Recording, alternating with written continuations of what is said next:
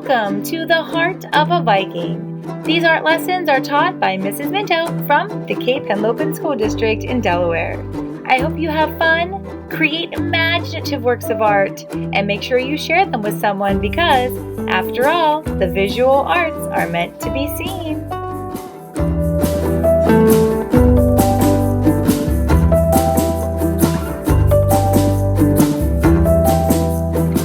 Hello, first grade artists! So today we are learning about Henri Rousseau. In the description below the video, I have a link for a book that I'd love for you to listen to before you create the art with us. And while you're listening to the story, make sure you look at the pictures and focus on the jungle trees and leaves and grasses and flowers. But also, I want you to pay attention to the animals that you see. You're going to see a lot of big cats. The tiger is going to be our inspiration for this next piece of artwork. Alright, so on your white drawing paper, I want you to hold it tall in front of you, and near the top, I would like for you to draw a pretty large circle. This circle is going to become our tiger's head, so you want it to be big. We want our tiger front and center in this piece of artwork. Now, I always draw a little sloppy, especially when I'm making circles, because I just can't get it right on the first try. So luckily, I draw lightly. That means I'm able to erase very cleanly, and no one ever knows that I made that mistake. Next, I'm going to draw a little bit smaller circle that kind of hangs down right here. That's going to become the snout of our tiger. That's like where his nose is, and it's a little bit distended from his rest of his face. And then at the top of that, I'm going to draw his little nose, which is like an upside down triangle shape, or looks like a slice of pizza.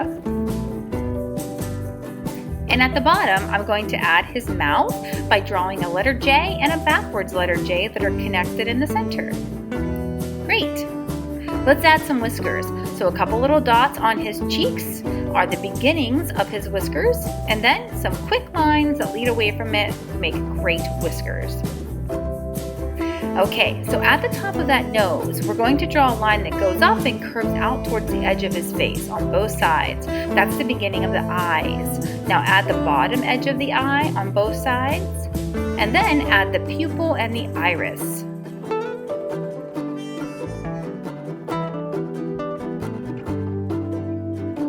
Great.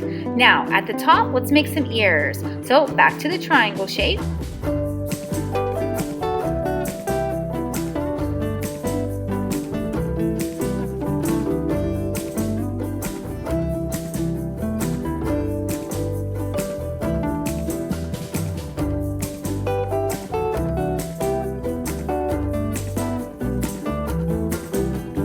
Okay, so now back down to the bottom. Let's draw the shoulders and the tummy of our tiger. So just two lines that sort of lump off and go all the way to the bottom edge, and then a little half circle at the bottom. That'll be for the white part of his tummy. Okay, the drawing is done. Now we're going to switch to a black crayon. I know that we often outline with a black marker, like a Sharpie marker, but for this project, it's going to be better for us if we use a black crayon. So I'd love for you to grab a black crayon and outline along with me.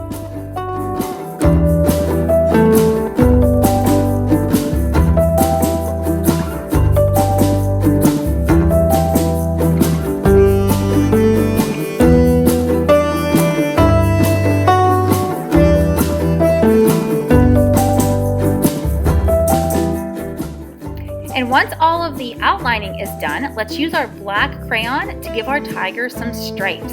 I'm using a sort of like a scribbly line a little bit to make it look like the fur of my tiger. If I used straight lines, it would seem kind of odd. It would seem like I just drew on him with a marker.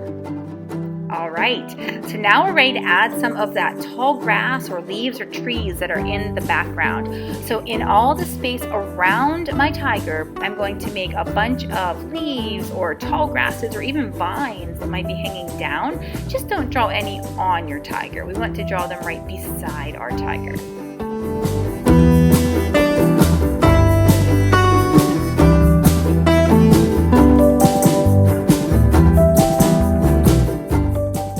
Okay, so now now I need a water-based marker or some watercolor paints. So like these Crayola markers or a tray of watercolor paints, I need one of those. I don't need both, but I need something like that.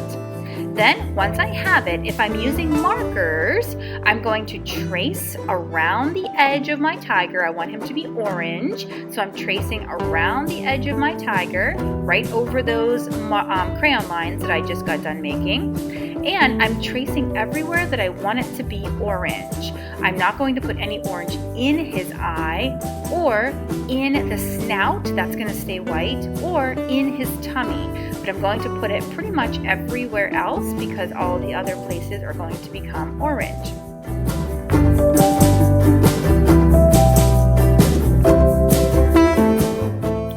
Okay, and now if you're using green markers for the background, you're going to draw a big green line all the way around the edge of your paper. Alright, so I'm going to use my water and my paintbrush, and I'm going to paint first on the marker line and tickle, tickle, tickle a little bit to kind of wake it up, and then use that orange ink that comes off to paint the rest of my tiger. This is one of my favorite art techniques. It feels like magic because I don't have any paint here, but I'm painting because I'm using the ink from the markers that becomes paint once I add some water to it. So again, this is one of my favorite painting techniques to create and do.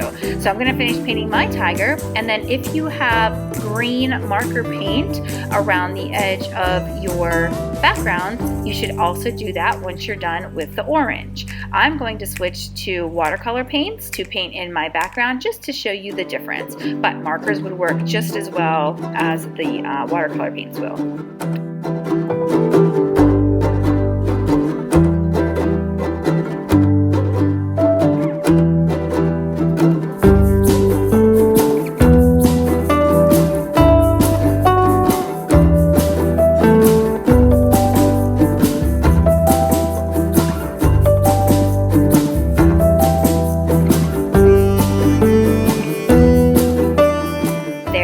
Cape artist, you're finished Henri Rousseau inspired tiger piece of artwork. I really hope you enjoyed this marker painting technique. It's a great way to paint at home if you don't have any paint, or if you just don't feel like using regular paints that day. It's a great way to get some really bright colors and also be painting at the same time. So I hope you have a great rest of your day. I hope you use this technique again, and I'll see you back here next time at the Heart of a Viking. HOB artists, don't forget to hop on over to Art Sonia to upload a photograph of your piece of artwork to your art portfolio. I can't wait to see it.